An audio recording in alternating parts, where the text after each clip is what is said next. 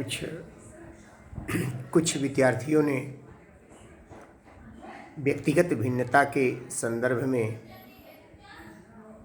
जानने की इच्छा जाहिर की है। यद्यपि क्लास में मैंने इसके बारे में बहुत कुछ बताया था, तथापि कुछ चीज़ें मैं आपको बताना चाहूँगा। संसार में कोई भी दो प्राणी एक समान नहीं होते। ईश्वर ने प्रत्येक जड़ एवं चेतन में कुछ न कुछ गुण दिए हैं, जिनमें वे एक दूसरे से पृथक दिखाई देते हैं। मनुष्यों में भी यह भिन्नता देखी जा सकती है। कोई भी दो व्यक्ति संसार में एक समान नहीं होते। यहाँ तक कि एक ही माता पिता के संतानें भी एक समान नहीं होती। जुड़वा बच्चे भी यदि एक माता से जन्म ले रहे हैं तो वो भी गुण, आकार आदि में भिन्न दिखाई देते हैं। अध्ययन के साथ मनोवैज्ञानिकों ने इस विभिन्नताओं का मापन करने के लिए अनेक प्रकार की मापन विधियों का विकास किया है। मनोवैज्ञानिकों ने व्यक्तियों की विभिन्नता का अध्ययन करने के लिए व्यक्ति के शारीरिक, मानसिक और संवेगात्मक पहलुओं पर विचार किया है और उसका मापन किया है। सामाजिक पक्षों को भी ध्यान में रख करके उसका मापन करने का प्रयास किया है। व्यक्ति की भिन्नता के वैज्ञानिक अध्ययन की शुरुआत वास्तव में 19वीं शताब्दी में सर फ्रांसिस गाल्टन ने की। उसके बाद 20वीं शताब्दी में प्रसिद्ध मनोवैज्ञानिक पियर्सन, टर्मैन, टायलर और स्किनर आदि ने व्यक्ति की भिन्नता अर्थात व्यक्ति की भिन्नता के कारणों का अध्ययन किया और यह जानने का प्रयास किया कि व्यक्तिगत भिन्नता क्यों हमारे लिए आवश्यक है। व्यक्तिगत भिन्नता हमारे शैक्षणिक गतिविधियों के संचालन में क्यों महत्वपूर्ण है। व्यक्तिगत भिन्नता के संदर्भ में प्रसिद्ध मनोवैज्ञानिक सीवी गुड ने लिखा है कि व्यक्तियों के किसी एक अथवा अनेक गुणों में आपस में अंतर अथवा विचलन व्यक्तिगत भिन्नता का परिचायक है। इस आधार पर हम यह कह सकते हैं कि व्यक्तिगत भिन्नता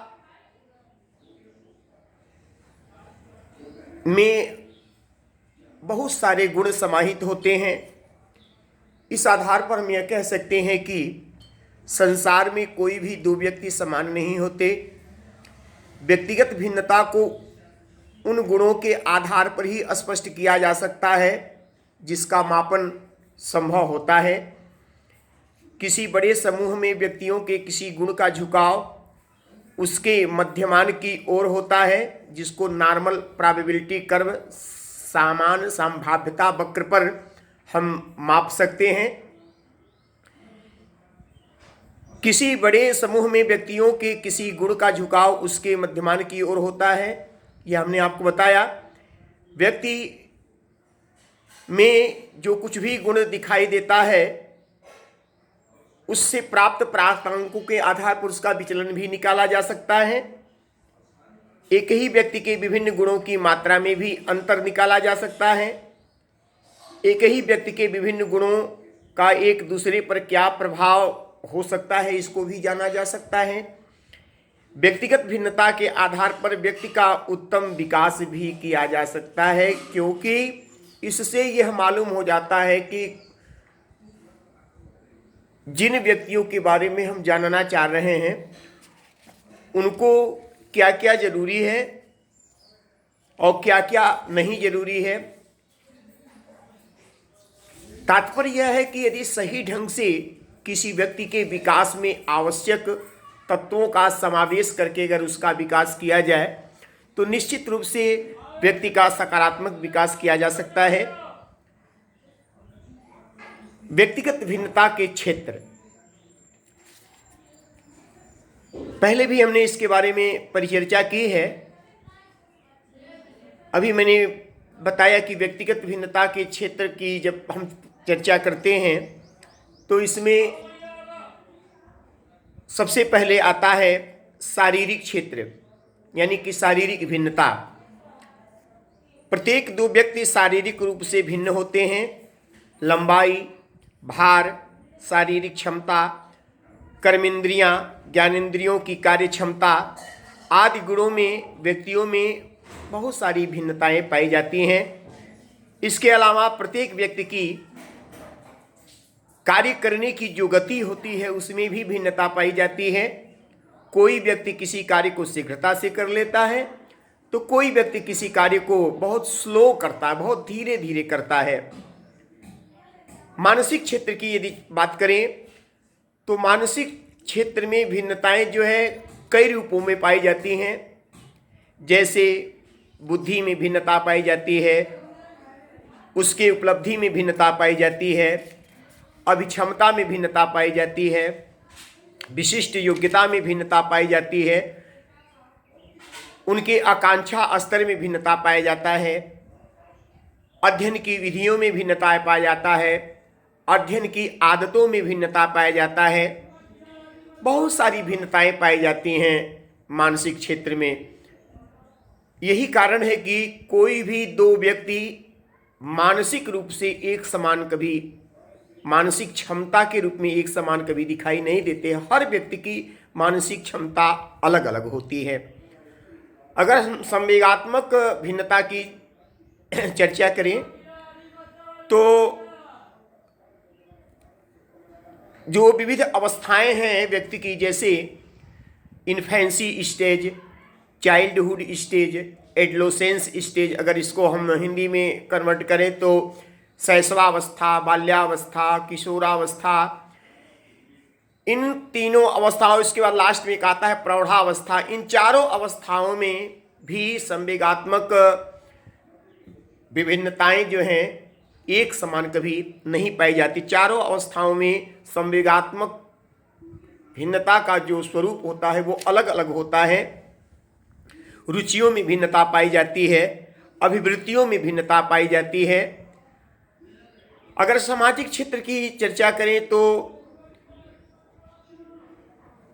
अलग अलग सांस्कृतिक क्षेत्रों में, अलग अलग राजनैतिक क्षेत्रों में, अलग अलग राज्यों में, अलग अलग देशों में भिन्न भिन्न सामाजिक और सांस्कृतिक भिन्नता देखने को मिलती है और वहाँ के आदर्शों, मूल्यों और नैतिकता में भी भिन्नता देखने को मिलती है।